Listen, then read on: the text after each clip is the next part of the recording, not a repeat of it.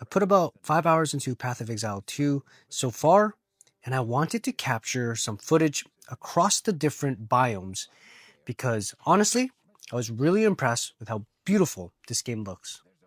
Right away, what stood out to me was the amount of environmental detail.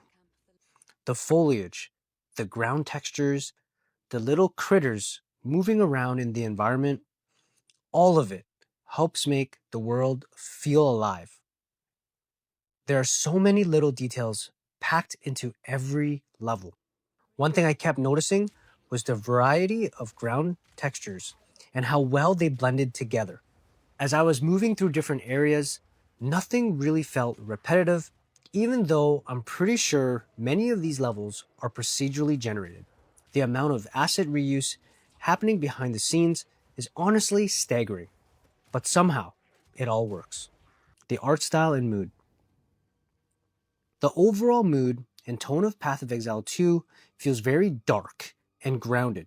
For the most part, the game stays fairly desaturated, but it knows when to sprinkle in some color to break things up and draw your attention.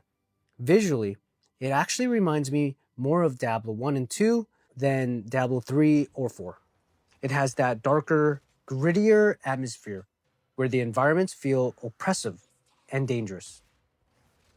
The materials throughout the world also feel very believable. The lighting reacts to the surfaces exactly how you would expect, and everything feels built around realistic PBR values.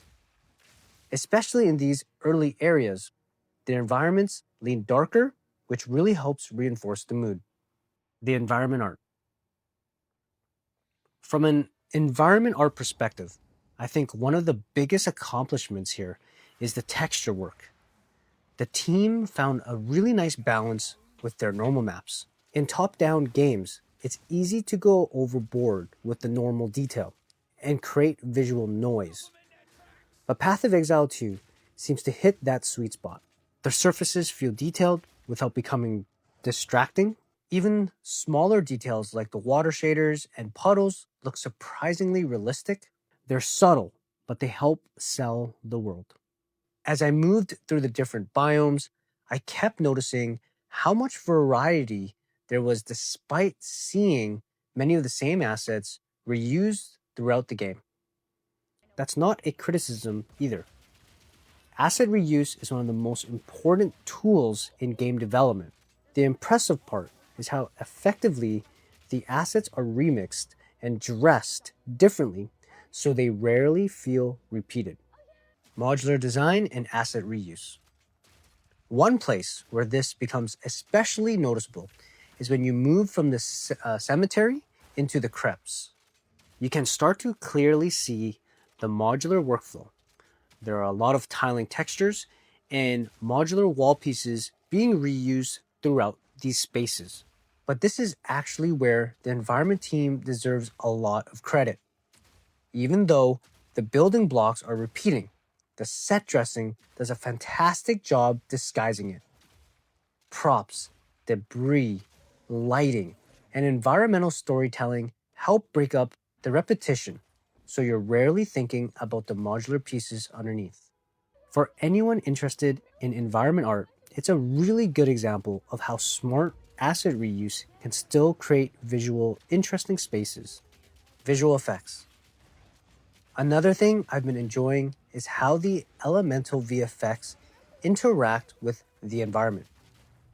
Right now, my favorite example is freezing enemies and then shattering them into ice shards. Seeing the ice effects blast across the ground is incredibly satisfying and adds a lot of impact to combat. The effects don't just happen on the enemies, they leave visual traces in the environment which helps sell the power of the abilities. The only area where things occasionally break down for me is during large combat encounters. When you're blasting away huge groups of enemies and the screen becomes completely chaotic, there are moments where some of the environmental detail starts competing with all the action happening on the screen.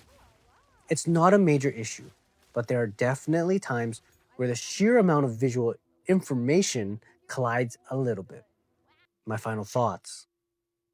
Overall, I've been really impressed by Path of Exile 2's art, the grounded materials, the dark atmosphere, the environmental details, the smart use of modular assets, and the incredible amount of asset reuse all come together to create a world that feels believable and handcrafted. As someone who enjoys studying game environments, there's a lot here worth paying attention to. Thanks for tuning in, and catch you all next time.